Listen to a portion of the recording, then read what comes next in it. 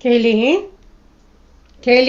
خدا هر هفتم 4 تا کودک کشف کرده میبیان. اینش اسم میپرد ویش اسم میپرد همه چیزی منو میرسن.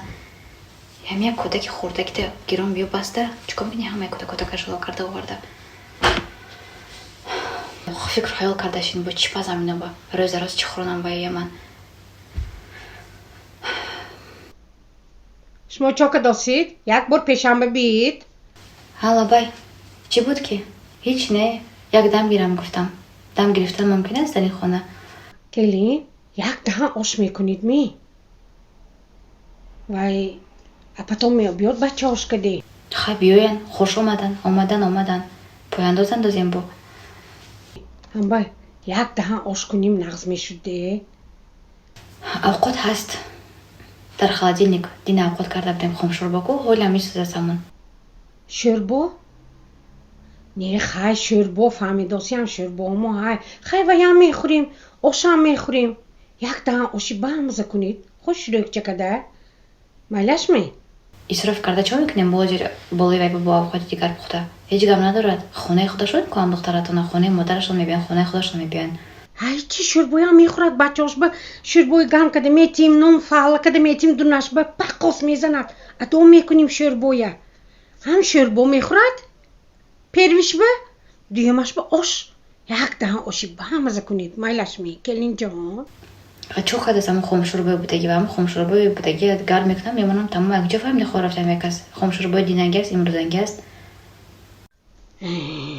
خم شوربا وای کنیم می نه خیلی بیده کن یک دهن آش کنید خم شوربا گنده نه نغزو خیلی من نگفتم شما و امروزنگی پگهی ننگی گفته خم شوربایی هم میخوریم آش هم میخوریم هم با یک دهن آش کنید. مایلش آش میپزیم. خب شوربا بودگی میریزیم جوش بم میپزیم آش پلو برای دخترتان. نه شوربایی آخه چوه میریزیم آخه شوربایی نمیریزیم اینجا نمیریزیم نمیپتاییم ای بچه هاش پقاس میزند شوربایی کم با مزه بود و هممون میخوریم چو میپتاییم آخه پرفتن لازم نیست و پرسته شوربایی هم میخوریم آش هم میکنیم. خیلی خودتون نگید که اسراف کاری گنده کو من خیلی میریزیم همون خم شوربا هیچ کس نخورد اگر آش میپزیم برای ویا.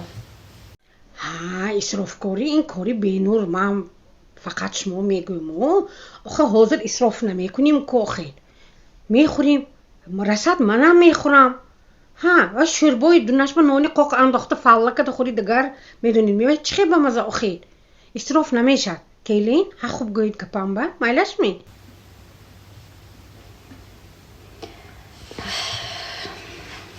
مایلش من امروز یک خانه مادرم میرم. امروز این مادرتان میرفتگی بودید می؟ وای کدام شمایه اره حتی ماننداسی همه خیلی همون یک دهن آشا وای کنیم چیزی میگن ای به شما سر حساب گم ده همون بده من خودتان همشه کنید گفتاسی هم پرسته وی خانه شما که خیر همون با چیزی کدام که همون وحایی کده تید همشه یو من سانی یعنی مادرتان بروید میشد می همی خیل؟ خیلی چویشون مختارشون دم کرده نمیتونن اومدن خیلی خونه مادرشون چویشون دم کرده میخورن با حضور من چی اینجا میستم. من یه هفته پیش گفته بودم که امروز من میرم خونه مادرم هر هفته روز شنبه میرفتم امروز روز یک شنبه میرم دیگه گفتم که من نمیرم امروز پگاه من کار دارم.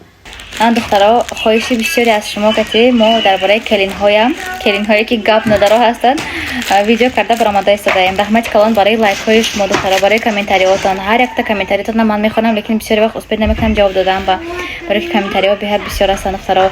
از عموما دوستان عزیز رحمت کلان برای دستگیریاتون کانال ما دستگیری کرده استادایتون سنچای ما باش پسند اومده استاد من به نهایت خرسان هستم. انا دخترها انا کسانی که خودتان زنها و اپا و خواهران عزیز کار کردن خودتان اصلا نبرآمده مرحمت نمره واتساپ من کار در کمپانی فابریک من خودم قشما کار میکنم من کارگر کمپانی فابریک هستم. باور کنید دخترها آدمایی که به همین کمپانی با کار میبیایتون پشیمون نمیشویتون دخترها شما اصلا نبرآمده به یگان دیپلم به یگان فروش و کوچه با کوچه گشتن به یگان دانستن زبان روسی جای کار با صاحب میشه دخترا. باور کنید یگان جای قینی ندارد کار ما. هر اون آدمایی که در کوچه گپ میزنن که من کار کردم هیچ نشدم یا که فلانی کار کرد هیچ نشد، وای گپای حقیقی نیست دخترا. потому что در این کمپانی آدمایی هستن که просто در این میرو کار پارتتا میروند، просто میپارتن کار میبرند. ما طاقت کردیم، مهنت کردیم، من اینقدر روزهای نغز به آمده رسیدیم. من صاحب 3 فرزند از خانه نبرآمده هر 21 روز زیاده از 14000 زیاده از 15000 تومان معاش میگیرم. باور میکنین؟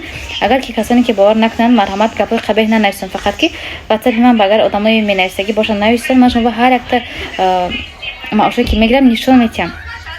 просто не надо говорить, что این دروغ من کار کرده هستم. شما значит تا آخر کار نکردید خواهرجان عزیز یا که اپاجان عزیز. نمیرو با کار پارتنر رفتن در کار نیست، значит آموختن در کار یگان جای خیلی ندارد که تلفن در دستت باشد، اینترنت پیوست باشد، شد هر 21 روز معاش کلان کرومی اتو ایشو بونوسای کلان میکردن دخترا. چقدر دخترها حاضر امروز کنفرانس و جمع آمد با یک تاشته همشون شیستن خورسندی کرده کارگرای کمپانی فبلیک دخترها. خدا خواهد شما هم همیشه روزای بلند برفته میرسید یک روز چقدر کمانده کلان پیدا میکنید. همه شما به یاد میتیم سام главное خودش کار کردن داشته باشین تمام. فرقش نیست مخش تبار زیاد داره تا میدگونهای زیاد داره تا فرقش نیست و دگونهاش ما در کار نمیشه این کار با نمیبیان یگان دگونهاتون. در امیدوارم نشوید که یگان دگونهاتون میبینید که خش تبارتون میبید خش شما کار میکنه. آدمای بیگانه که چیکار کرده کار کردن در کار ما شما به یاد میتیم.